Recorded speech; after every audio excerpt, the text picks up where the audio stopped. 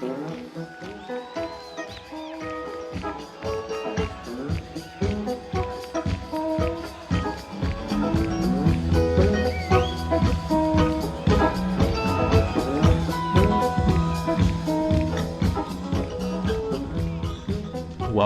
everyone, to another episode of the ARC Advisory Group Smart Cities Podcast.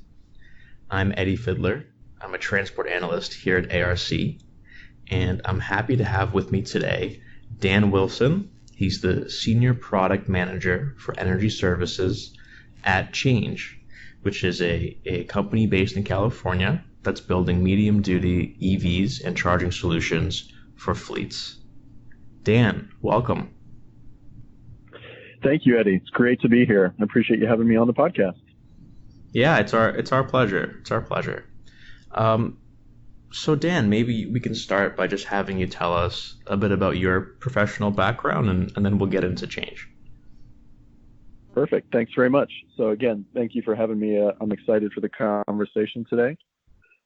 So yeah, a little bit about me. I'm really somebody who's passionate in kind of two areas that are increasingly overlapping right now, which is electrical mobility and distributed clean energy technology. So that you can think of those as kind of my focus areas, and I get to bring those together in a pretty interesting way at my job that I have currently at Chanje. So as you said, I'm currently a Senior Product Manager for Energy Services at Chanje. And I'll talk a little bit more about Chanje perhaps later, but just personally what I focus on is the charging infrastructure solution that we offer to our commercial EV fleet customers. So I focus on the hardware portion of that, the software portion of that, also help organize the operations and maintenance services package that we offer for our infrastructure solution. Also increasingly getting involved with things like grants and other activities that we've got going on to support what we're doing, and coordinating with our utility partners to deploy our infrastructure. So I'm really excited about what I do at Chanje. It's a really great company, and we think we're really on the verge of really accelerating the commercial EV fleet market. So that's going to be really, really exciting to see over the next few years. So a little bit more about me. Before I joined Chanje, which was about 2 years ago now, was at a global engineering consulting construction firm called Black & Veatch for almost 7 years as a consultant. And I was focused on working mostly with electric utility clients, but also some other clients in the energy space, focused on renewable energy and distributed energy projects and programs, helping figure out how we can integrate more renewable and distributed energy resources into the grid effectively. Did some software implementation work, helping utilities with integrated resource planning for EV infrastructure on the utility side, designing utility solar programs, figuring out how to value distributed solar, and doing some smart city work. Did a very interesting project for the city of Chula Vista, which is just south of San Diego here in California, on a feasibility assessment for how they could take an area on their waterfront that was kind of underdeveloped and redevelop it into a smart city hub, essentially. So that was a really exciting project that I think may be relevant for this audience. And then also just a little bit about my education. I got a dual master's degree from the University of Michigan in sustainable energy systems. So obviously very relevant to what I'm doing now. And it was a great program, and I recommend people that are interested in this field look at the programs at University of Michigan. They're really great. So that's a little bit about me. You just had to put in that Wolverines plug, huh? I sure did. You did. Sure did. Go Blue. That's awesome. I used to live out there in Ann Arbor for a bit when I did some genomics research back in another life. And they have this, a renowned genomics center and program there. So I'm familiar with Ann Arbor a little bit. Awesome school. So, okay. Would you guys at Chanje focus on, or actually, let me just rewind for a second. Talk to us about the spelling. For our listeners, the company Chanje is Chanje. So I think people generally think it's a Chinese firm like Chanje or something. So Dan, could you just clear the air about this? Yes, great question. And is usually the first question that people ask when they hear about the company or see the name. What's up with the name? So yes, it's just pronounced change, as in the regular word change with a G in English, but it is spelled with a J just because we like to be different. It is somewhat of a nod to our connections over in China. We do have a partnership over in China for manufacturing of our vehicles, but we are a California-based innovation company.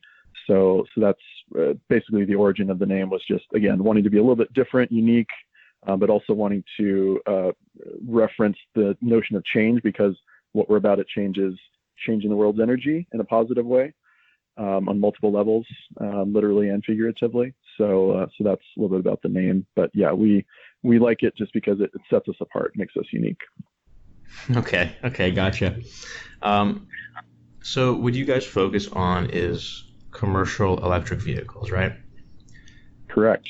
So I guess the question is why? Why is now the time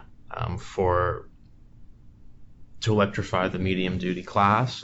How are electric drivetrains superior to the internal combustion engine for that particular use case?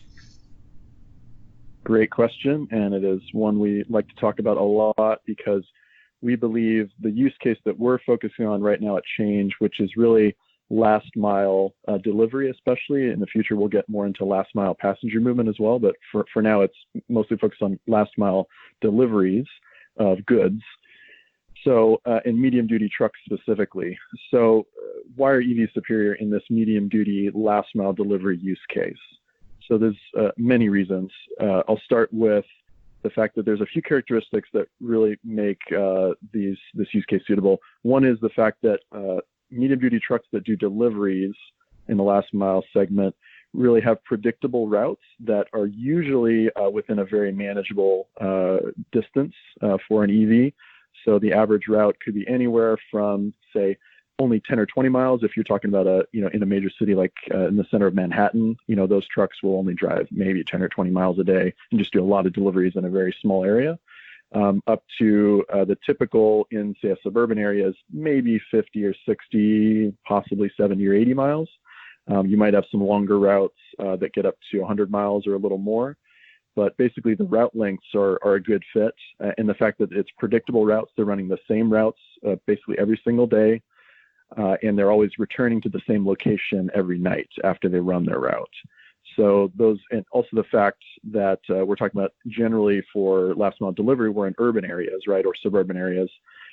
And when you're in that stop and go traffic in an urban environment, that's actually a big benefit for an EV, right? Because when you have regenerative braking, you get to recover energy every time you stop the vehicle. So it's actually much better to drive an EV in that sort of stop and go environment or at lower speeds, kind of on average, versus say a diesel vehicle that tends to be more efficient on the highway at somewhat higher speeds. So there's also a good fit, I think, in urban areas where we're talking about last mile delivery, because those are the areas where air pollution is going to be the biggest problem. And of course, we have zero emissions from our trucks, so we're helping the air pollution problem. Also, noise pollution is certainly an issue that a lot of people may not think about. But if you think about the fact that a lot of the noise in our cities comes from large trucks, and if we're able to basically remove the noise that you hear from medium duty trucks specifically that are running deliveries all throughout our cities, you can see that would be a pretty big benefit to society, right? If we can get rid of that noise and the air pollution associated with that. So that's there's a couple things. Those are the kind of physical dimensions, I would say. There's also an economic dimension to this that's really important, as you can imagine. So commercial fleets, although they like to be green, they like to get PR for being green and sustainable. What really matters to them is the bottom line. And the way they measure the bottom line is the total cost of ownership, or total cost of operation, or TCO for short. So what they care about is minimizing their TCO to operate their fleet. And companies that are in this space are looking for any way they can to basically reduce their TCO. And EVs are a great way to reduce TCO. So there's a few different dimensions to that. So basically, when you're operating an EV, you're going to have greater efficiency. The electric powertrain is just more efficient inherently. So you're getting those efficiency benefits from driving the EV on a regular basis. In addition, you're also getting a lower fuel cost because the cost of electricity per mile to run an electric vehicle versus a diesel truck, and the cost of the diesel to fuel that truck on a per mile basis, the cost of electricity is significantly lower than diesel. And of course, it depends a little bit on the area that you're in terms of what that difference looks like. But pretty much everywhere, there's going to be a significant fuel savings on the cost, as well as that efficiency benefit that I talked about. So you're basically getting lower operating costs on your fuel. You're also going to get lower maintenance costs because there are fewer moving parts that you have to maintain and worry about with an EV. You can measure the number of moving parts on an EV in probably the dozens versus an internal combustion engine vehicle that probably has thousands of moving parts, hundreds, if not thousands. So there's a big benefit there in terms of just maintenance cost as well. Today, I'm sure everybody is well aware that typically EVs are more expensive on an upfront cost basis than an equivalent, say, diesel vehicle in this medium duty space. But in the future, going forward, we expect that as we get economies of scale in manufacturing of EVs, that even the upfront cost of the vehicle should be lower than an internal combustion engine vehicle, just because, like I said, the actual product itself is less complex physically. There's a lot fewer components, et cetera. So we should be seeing, significant reductions in cost of operating your fleet by going to EVs, both today and in the long term. And then another thing I'll mention is longer life. Typically, if you run a diesel truck pretty hard in a last mile delivery sort of use case, it may only last 5 years in many cases. Whereas we're expecting our change trucks and just EVs in general should last much longer than an equivalent ICE vehicle. So we're getting a big benefit in terms of just a longer vehicle useful life. So that lowers your cost over the long term. And of course, reducing greenhouse gas emissions is another big reason why we're doing this and why the industry is moving that way. One of our trucks should save on the order of 75,000 pounds of CO2 emissions per year if it's being operated in a typical use case. So that's a big benefit for the environment, of course, as well, and of increasing interest, I think, to the fleets as well as to the customers of those fleets, right? So we've got customers that want to see their deliveries being done with greener vehicles, and they have an interest in that. So that's another reason why fleets are interested in moving to greener vehicles like EVs. Another interesting thing I'll point out is we've got a benefit in terms of being able to do deliveries at night, since we've got no noise from the truck, right? Those loud diesel engines, you don't want to run those through neighborhoods in the nighttime and wake people up. But if you've got literally no engine noise to worry about, it opens up a lot of new possibilities for fleets to potentially do deliveries at night or at other odd times that they normally wouldn't. And then the last thing I'll mention is just a better experience for the driver. So if you imagine that you're somebody who drives a commercial truck for a living, right? The driver's seat is basically your office, right? That you work in every day. And, in a diesel truck, that office is not a very pleasant place to be, right? There's the fumes from the diesel fuel. There's all kinds of noise and vibration from the engine. And, generally the trucks are just not very comfortable. They're not very centered around the passenger. They're super utilitarian. Again, just not a pleasant experience to have as your office that you're working in, 8-10 hours or more per day. So when you have an EV, you've got no noise, no fumes, no vibration from the engine, et cetera. It's just a better experience for the driver. And I can tell you from my own personal experience, having rented diesel trucks when I've moved from place to place, and then comparing that to the first time I got into a change truck and drove it, it was just a completely different experience. And anybody who has it, who steps into one of our trucks and drives it, I think can tell you that it's just a completely different experience and much better than driving a diesel truck. So there's a lot of reasons why fleets should be interested and are getting more and more interested in adopting EVs in this medium duty use case.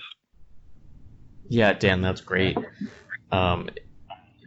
We cover fleet electrification and electrification more broadly here very closely. And so the beautiful thing is that that list of benefits, it's seemingly endless, right? You can just keep going and going and going, especially for urban use cases, especially for commercial. So it's really amazing, and we believe it's an entire revolution in how these fleets are going to operate. It's one of the pillars of how the transport sector is changing, along with automation, connection, and mobility service. It's that important. So I guess the follow-up question becomes, given all these advantages, some of these things have been there, for a long time. That delivery trucks in urban areas have consistent routes, that the people around them are sensitive to noise and pollution. Why is now the right time to take advantage of this, and why is now the time for a fleet to switch to electric as opposed to 7 years ago? Absolutely, great question.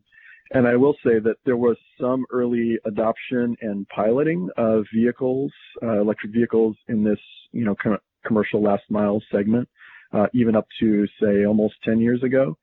And the reason I think it really didn't take off at that time, even though a lot of these benefits were there, was that the technology really wasn't quite ready yet, wasn't really mature, and at a point where it was, commercially viable and durable over the long term.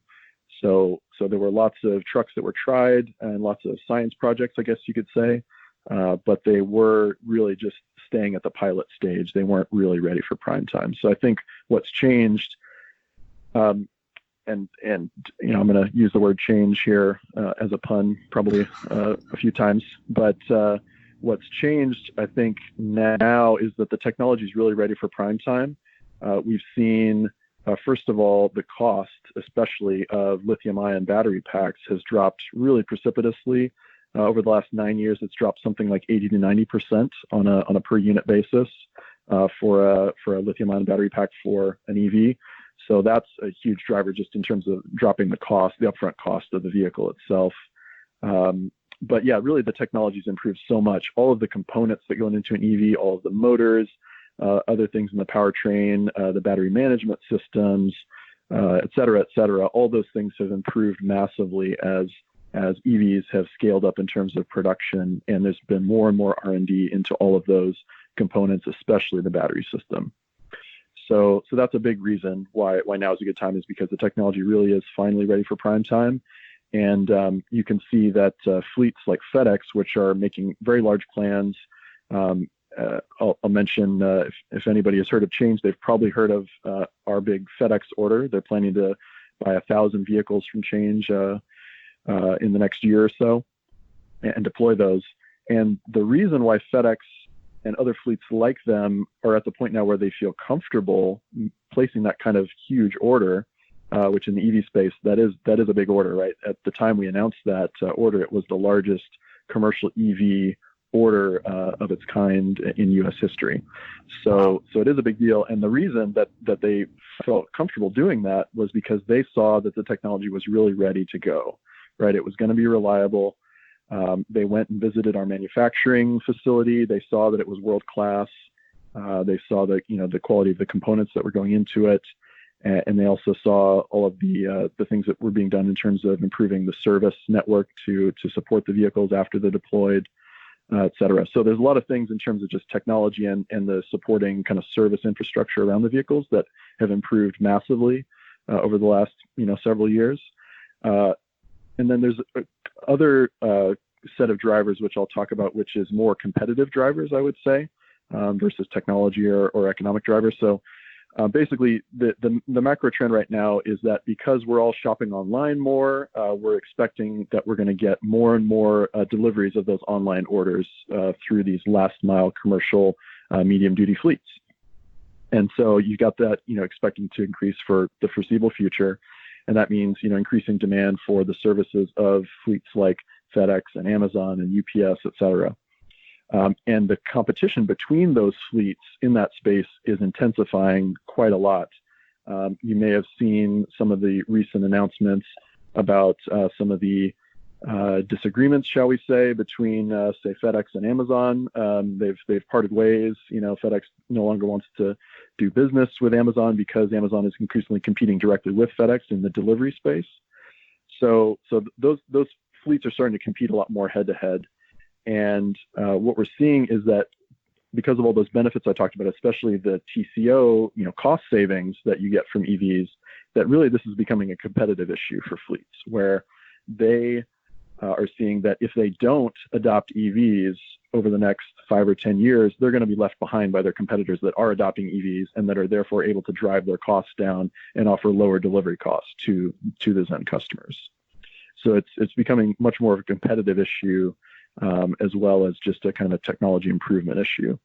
So we're seeing that, the fleets that do adopt EVs early and figure out how to make that work, figure out the infrastructure piece, figure out how to, make sure that the vehicles are kept on the road and reliable, et cetera, that figure out all those questions early, are going to be ahead of their competitors. And eventually, the fleets that don't have EVs or laggards in EV adoption are probably going to lose out in terms of market share. So it's really a big deal for fleets now, but I think a lot of people aren't aware that there's really this economic and competitive driver as well as just a driver around the improvement in the technology. And I will say, also, as I mentioned before, there's also a kind of a green image component to this, right? That it's very good PR for these fleets to make these big announcements that they're going to be buying large numbers of EVs to be doing deliveries with. So that's also a component that I think there's more and more pressure from external stakeholders to be green. But then there's also this internal competitive pressure as well for them to keep their market share. So lots of reasons why now is really a time where we're expecting that fleets are just going to really rapidly accelerate the adoption of EVs over the next couple of years. Right. The entire pie of last mile delivery is going to be blowing up. And like you were nodding to earlier, as you guys might be moving into last mile people delivery, maybe with, in conjunction with a mobility service or something like that in the future, this is all, going to be the bread and butter of urban areas. And the world is urbanizing very quickly, and e-commerce is booming, and we're switching to services versus ownership. And it seems like vehicles like this and services like this are really the future. So, in light of all of this, can you speak to the actual products and specific product lines that you guys have at Chanje that are trying to serve and are being positioned to serve all of these big and emerging markets? Like, do you have a flagship van you want to tell us about? Yeah, absolutely. I can tell you a little bit more about the Chanje as a company. So we're California-based, still privately held. Really think of us as an innovation company and as a fleet electrification company. So we're delivering electric vehicles in the medium-duty segment and also the charging infrastructure solutions along with those vehicles to serve these large, commercial last-mile fleets. So we're bringing together a lot of different players in the e-mobility ecosystem and just making it easy for fleets to electrify at scale. That's really what we're all about, is getting to scale as quickly as possible and driving the industry to electrify as quickly as possible. So one comparison we sometimes make is thinking about us as sort of an equivalent of Tesla, but in the commercial vehicle space. So we're doing the vehicles as well as the infrastructure, providing that all as kind of a single turnkey package for our customers. And really, again, our goal, just like Tesla is in the passenger space, they're really trying to push the whole industry toward passenger EVs. We're really trying to make it at scale, right? Make it easy for fleets to do this at scale and drive the whole industry forward toward EVs. So that's just a little bit about Chanje and what our purpose is. So in terms of specific products, our product that is already in commercial production today is a panel van, which is basically, think of it like an oversized Sprinter van, so you can picture that in your mind. It's a little bit longer than the longest Sprinter van, but about the same width and height. And basically, you can fit a whole lot of cargo in this thing, so that's why fleets like FedEx are interested in it. It takes about 6,000 pounds of payload maximum. and can drive up to 150 miles on a single charge with a 100 kilowatt hour battery pack. And what's, I think, most interesting and most important about our specific product is that most of the medium and heavy duty electric trucks that you're going to see on the road over the next couple of years are going to be based on an existing diesel platform. Basically, there's a lot of companies out there that are taking, say, a Ford chassis and powertrain, and they're just swapping out the diesel engine for a battery pack and sort of retrofitting it to make it work as an EV. And that has been done. It's certainly possible, and you can still get some benefits out of EVs that are built that way. But what Chanje did was we started from the ground up. We designed this platform that our truck is based on, the chassis, the powertrain, et cetera, from the ground up as an electric vehicle. So you get efficiency benefits in terms of the powertrain by doing it that way. You get all sorts of design benefits from doing it that way. So that ground up design really makes a big difference versus just doing a diesel conversion. So we're really, like I said, focused today in the last mile kind of package delivery segment for fleets like FedEx.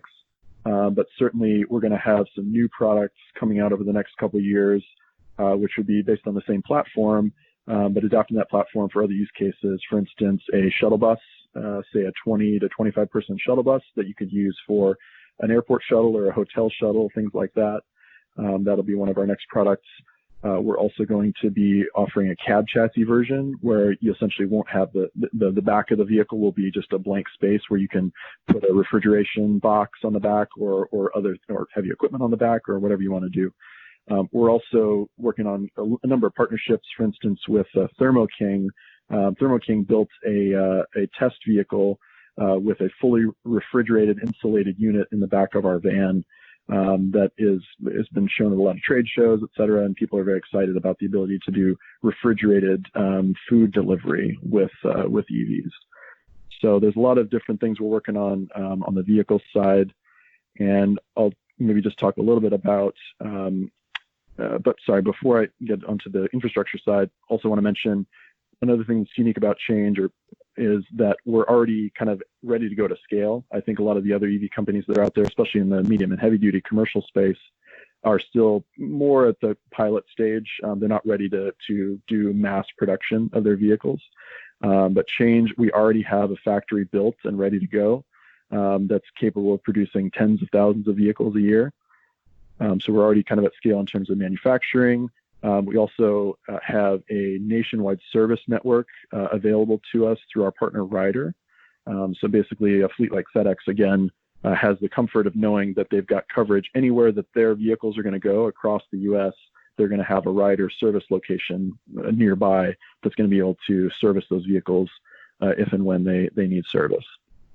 So those are some of the things we've got going on the vehicle side.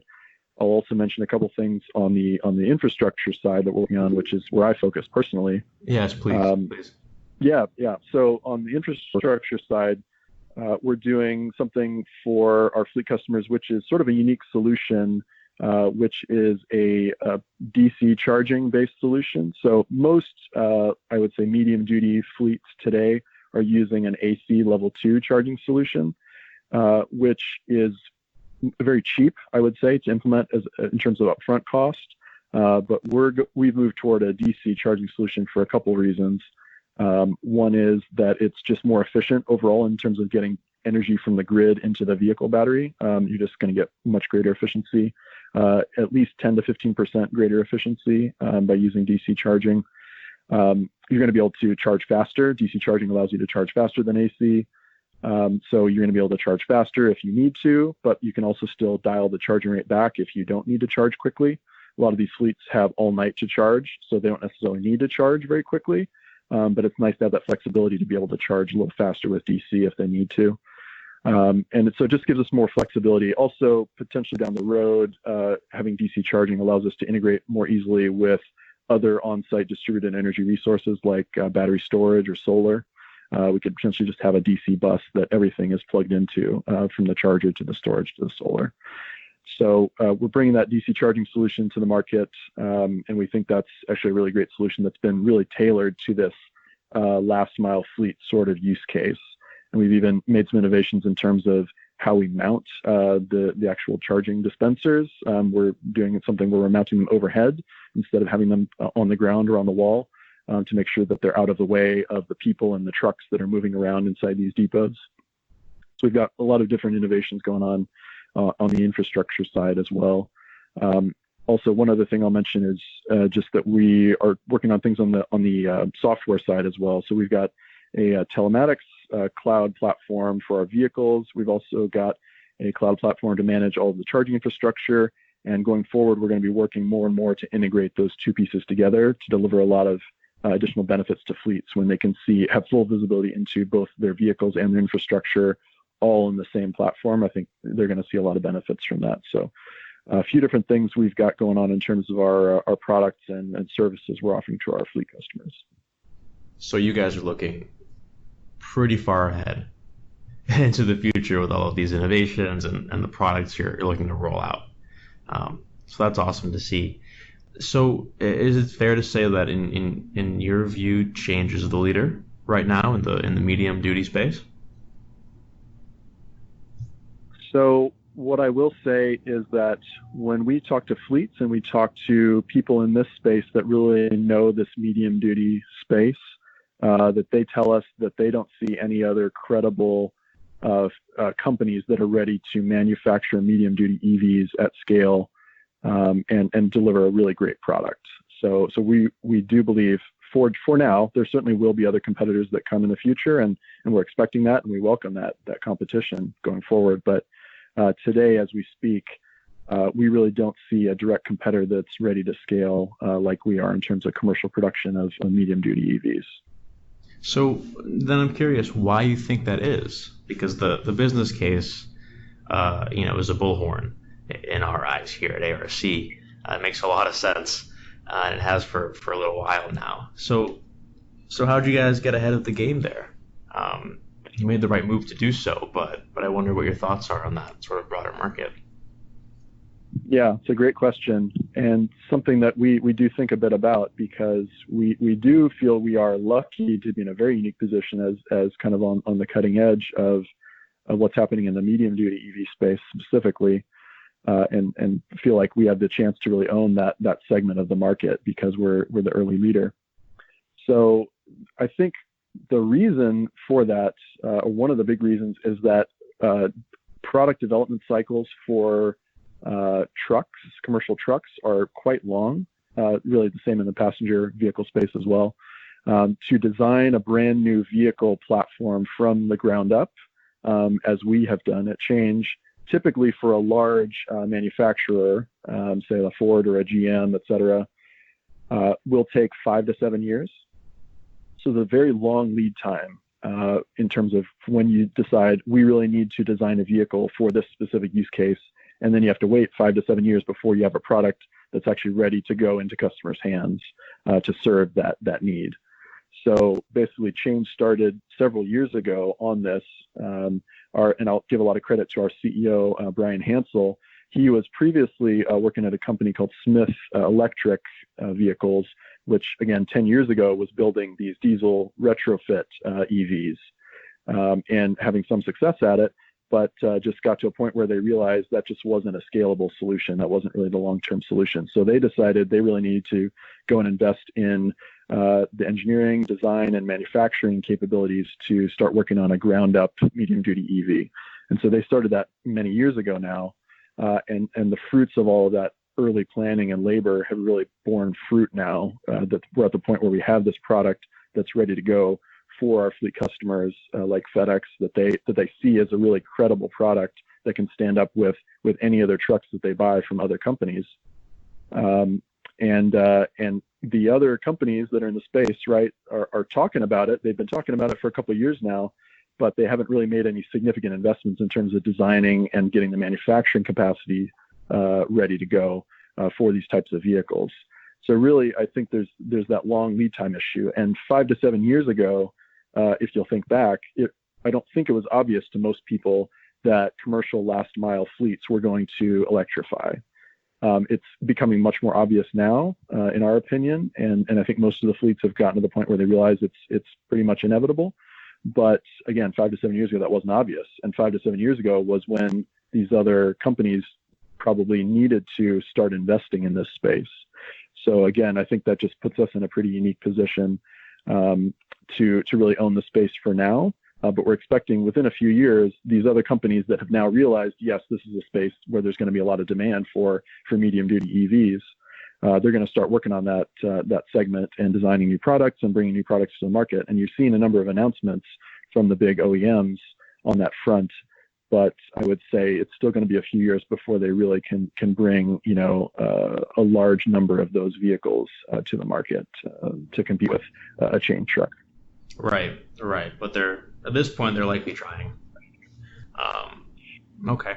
So you mentioned a Chinese partnership you have going. Can you speak more to that and what that looks like and who it's with?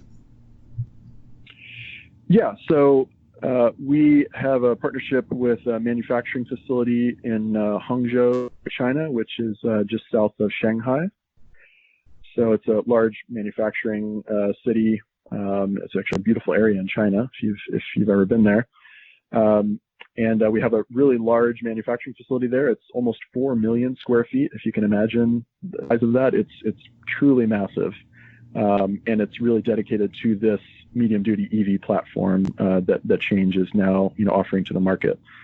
So we have that partnership, and they're going to be doing all of the manufacturing of all the key components, et cetera, there. And then the plan is to actually bring the vehicles to the U.S. and eventually to Europe and other markets, basically on cargo containers, and then do the final assembly in the local market, which is actually a very typical strategy in the automotive industry that has been used by other companies like Ford and GM for decades now. So this is really nothing new that we're doing. But yeah, we're going to do final assembly in the local market. Our assembly plant here in the U.S. will be in the Los Angeles area where we're headquartered now. We'll have one probably in Europe eventually as well, a local assembly facility and so on. And when are you delivering your first vehicles to FedEx? So the first vehicles will be delivered, early part of 2020. I'm not going to promise a specific date when you will see the first truck on the road, but they've already been testing our trucks for a long time now, a couple of years. I can say, though, that with our partner Ryder, we already have a number of our vehicles available at Ryder rental locations here in California. So if you're in around Southern California or up around the Bay Area or Sacramento, you can actually drive to it's roughly 10 to 15 different Ryder locations here in California and rent one of our Chanje trucks today. So we do have some trucks on the road today that are being used by real customers, but we've really got a number of, we're going to be seeing a really big scale up with FedEx and other large fleets where we're going to deliver large numbers in 2020. Oh, excellent. Yeah, and looking across the EV industry, it really is becoming the case that 2020, 2021, I think we're going to look back at those are the years where things are really blowing up for electrification. A lot of OEMs are making releases and getting ready to scale, at least in the light duty space, right? Of course. So it's going to be a momentous time. Can you speak a little bit, just looking forward to where the market might be going and what's driving that? We spoke about the economics. Can you speak a little bit about regulation and how that's helping and or hurting and where and when for this transition to happen? Yeah, that's a great question. It's really important and not always for the reasons you would expect. So yeah, it is a big driver for electrification of fleets, certainly. So you can think of kind of the big policy drivers as kind of general push to reduce greenhouse gas emissions and other types of air pollution, right, is going to drive fleets toward electrifying their vehicles to reduce emissions in general. But more specifically, I would say there are areas now in a lot of major cities in Europe, especially, that are introducing things like congestion zones or outright bans on diesel vehicles, just because they don't want to deal with the air pollution anymore and the GHG emissions, et cetera. So a lot of the major cities in Europe already have a ban in place or are going to be implementing bans very soon within the next couple of years, certainly. So that's actually a very big driver in Europe for adoption of commercial EVs, because if you literally cannot drive your diesel delivery truck into the center of the city to get those packages to your customers, that's a major problem, right? So you're going to do whatever you need to do. You're going to put packages literally on electric scooters and bikes, or loaded into much smaller light duty vans, whatever you need to do to get those packages to your customers. So you're going to be seeing a big impact on your operations no matter what. So they're really motivated, I think, a lot of the fleets in Europe now for that reason to get EVs on the road quickly. In the U.S., that driver is not as strong today, but even in the U.S., we're seeing in Manhattan, there's going to be a congestion zone enforced. I always forget, but I think it's either 2020 or 2021. There's going to be an implementation of that. So that'll restrict trucks in Manhattan. And of course, it'll pose a large fee for trucks that go into Manhattan, essentially. So that's a big economic driver right there for fleets to adopt EVs potentially. So those are the congestion zone and diesel bans is a big issue for commercial last mile fleets. Another big issue is the drivers that are happening here in California, more at the state level. So we have a number of policies at the state level that are driving this. So one is, of course, the state has very aggressive goals on reducing greenhouse gas emissions from all sectors, including transportation, and that's driving them to adopt all sorts of mandates and policies around commercial vehicles. So, for instance, the California Air Resources Board just in the last year has passed mandates saying that all transit buses in California need to be zero emission by 2040. And all airport shuttle buses need to be zero emission by 2035. So those are just two examples. And then we're going to see also, I think there's a new regulation coming out very soon on refrigerated trucks, delivery trucks, needing to go to zero emissions in the next decade or so.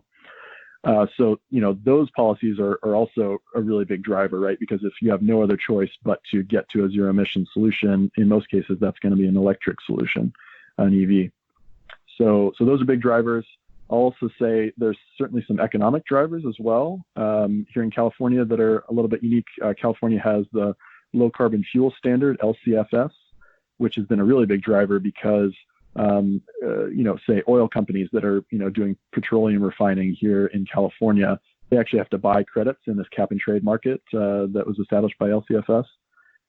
But basically EV companies, right, will generate LCFS credits from EV charging because it's a zero emission solution, or they're reducing emissions, right, versus diesel.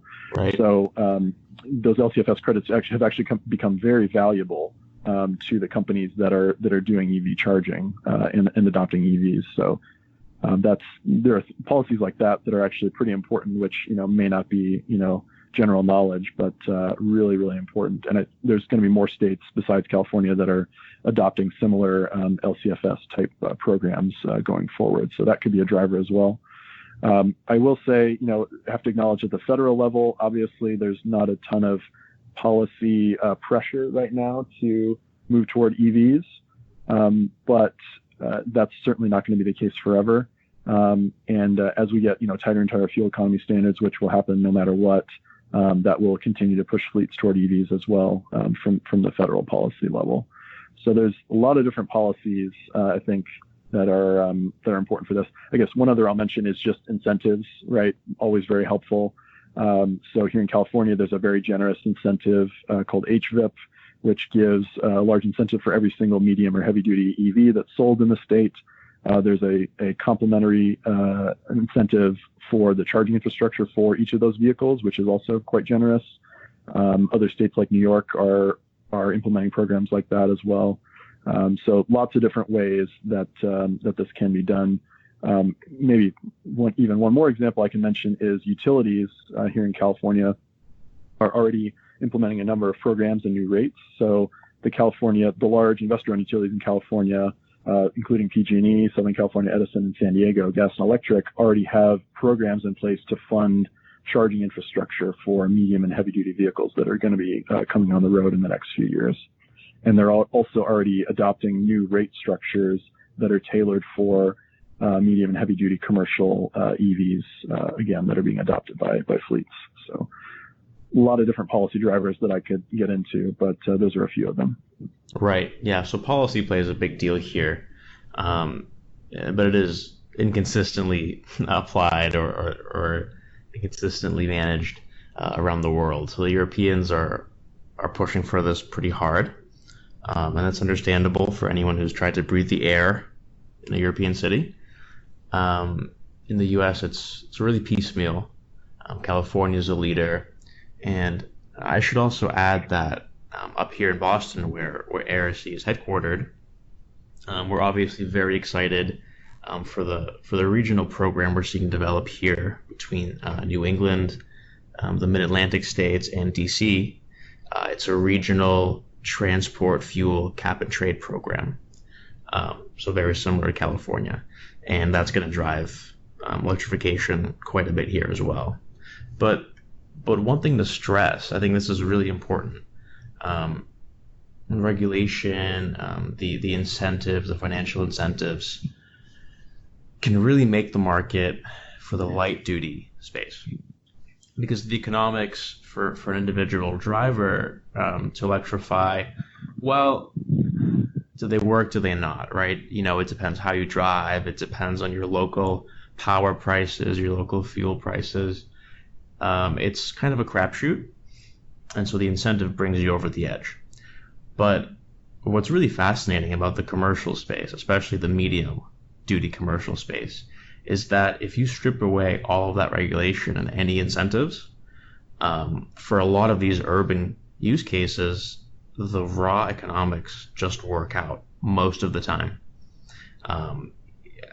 Even though the prices, the upfront costs are still higher, the total TCO benefits so much from the operating cost advantages, like you were saying, yet alone all the soft benefits for public relations and all that, and public health.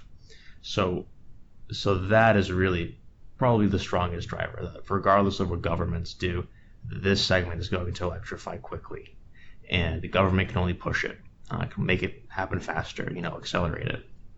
So it's really great to see. I guess lastly, just to wrap things up, maybe we can ask you, what are your predictions about how these markets will develop? Which segment do you think will electrify next? And then the one after that, what are some of the dynamics you think we're going to see? And what are some of the barriers that we need to overcome to get to those places? Yeah, great question. This is always a good one to think about, how is the business going to evolve in the future? So as we talked about, and I think, a lot of people agree with this, that the medium duty last mile delivery market segment is certainly among the lowest hanging fruits kind of pieces of the market, I would say. Right. It's like you said, the TCO basically today already makes sense. And it's going to drive fleets to electrify pretty quickly. So that certainly is going to be kind of an early one to electrify. As we get into the heavier duty segments of the market, I think those are obviously going to take longer, just because we're talking about larger batteries, larger loads that you need to deal with, et cetera. So it's just that as the technology improves and the costs come down, those segments will become more and more viable for EVs. They're, perhaps kind of borderline today, but I have no doubt that they'll get there over the next, several years. So I think, basically you can think about, medium duty making more sense, medium duty, predictable urban type vehicles with predictable routes, et cetera, that aren't super long. Those are the things that are going to electrify more quickly. And then the heavier duty fleets, especially ones that have, say the long haul trucks, Class 8 trucks, that drive across the country, those are probably going to be among the last, right? Because that's a much harder problem to solve in terms of infrastructure, et cetera. But yeah, those in urban areas, and I guess I should say, even heavy duty trucks, as long as they're staying within urban areas and they have somewhat predictable routes, those probably would be better candidates for electrification in the near term. So you can think about it that way. I think, it's perhaps more important to talk about, the route characteristics and the driving, duty cycle characteristics than it is to talk about the size of the vehicle and the weight of the vehicle necessarily. But that would be sort of a general guideline, I would say. And then, maybe I can talk a little bit about where we think things are going in terms of how fleets are going to deal with EVs, right? How they're going to manage EVs and the infrastructure associated with that. So I would say where we're at today with almost every commercial fleet out there is that they're just starting to get familiar with EV technology and the charging infrastructure solutions that are out there that are available. So their concern today is, can I get an EV that will work for me and be reliable, and can I charge it reliably, right? It's a very basic question. Is it going to work? And we're still kind of in the stage where most fleets are trying to get comfortable that the answer to that question is yes.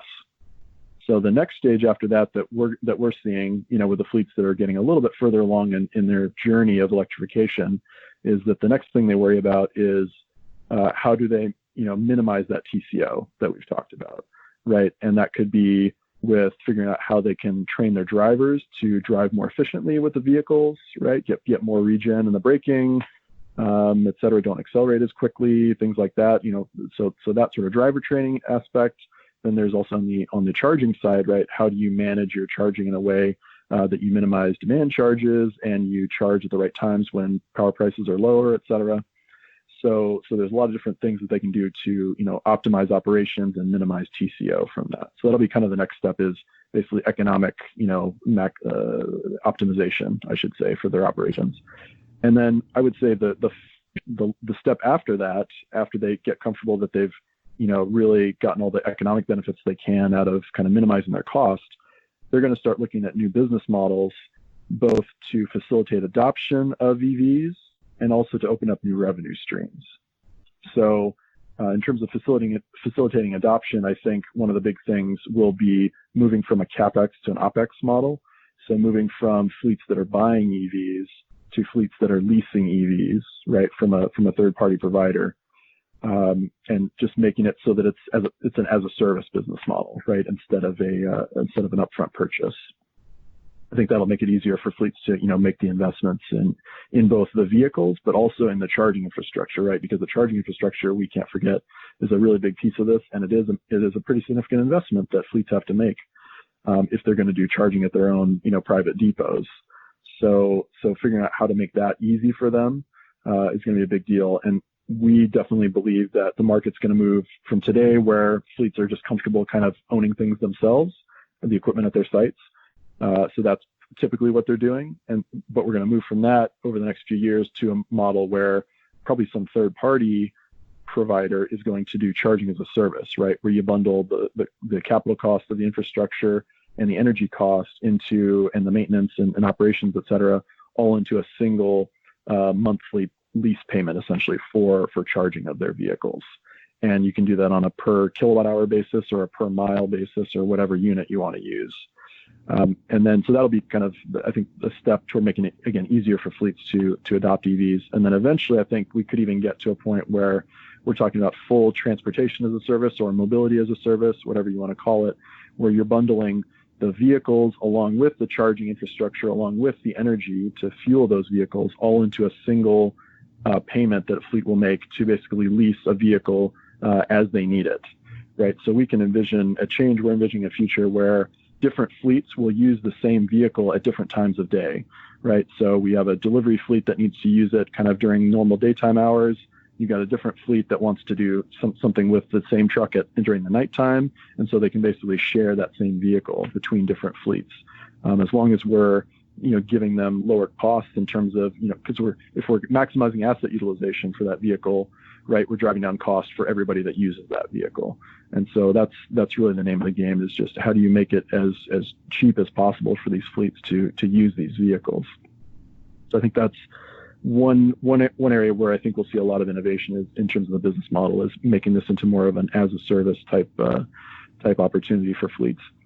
And then in terms of new revenue streams, I would say folks that are more familiar with kind of the utility and the grid side of the world will know that there's a lot of potential for EVs to be a really, huge asset for the grid. Right now, EVs tend to charge just whenever they need to, and there's not a lot of intelligence around how they charge. But as we get more intelligence built in terms of software capabilities around charging of commercial EVs, we're going to see that not only are they going to be able to reduce costs in terms of demand charges and TOU rates, but they're even going to be able to provide services back to the grid in terms of doing demand response at the right times when the grid needs it. Or even, down the road doing, vehicle to grid, V2G type services where they're actually selling energy back to the grid at the right times, and even playing in, say, the wholesale electricity markets, et cetera. So there's a lot of possibilities there in terms of new business models and then the new revenue streams that will come along with those that could then make the economics look even better for fleets to be using EVs, right? Because now your EV is not just a very cost-effective vehicle, it's also a revenue-generating asset to the grid. So I think there's just a ton of possibilities there, and that's one of the things that we're really excited about at Change is how do we, again, make it easier for fleets, but also take advantage of all of these new business models and revenue streams that will come down the road as we basically move from the current, conventional approach to mobility to this new world where the energy and the transportation spaces are really coming together and all the synergies that come with that. So we're really excited about all that change and trying to be kind of at the forefront of that in terms of the commercial fleet space and how that gets implemented. Yeah, that's a really, really stellar vision there for the future. And it gets exciting when trends in this market mirror broader trends of service models and evolving business models and changes to the ideas of ownership and the economics behind all that. So when that touches the technology with the economics, the climate issues, the regulatory, and then the entire power grid, like you're getting at, things get really complicated, really fascinating, and just full of opportunities. So, hey, Dan, it's been a pleasure speaking to you. This is really exciting stuff, and hopefully things move in the direction we all want them to. And we will be watching you and Change very closely. Good luck, and thank you so much for joining us today. Well, again, thank you so much for having me. This was a lot of fun. I really enjoyed the discussion, and I hope the listeners will get some use out of it as well. And look forward to seeing much more from what you're doing. Really appreciate the work you're doing to educate the world about all the opportunities in the smart city space. I think it's really exciting to see all the different aspects of smart cities, and Change is a very important aspect, we think, in terms of fleet electrification. But there's so many other aspects of smart cities that are so exciting to watch. I think you're in a really, really great space yourself. So thank you again for having me. And please, if anybody's interested in Change, feel free to check out our website at change.com, change with a J. And you can also look me up on LinkedIn if you want to and reach out. I'd love to talk with anybody that's interested in this space. So thanks again. Dan, it was our pleasure. Thanks so much. Take care.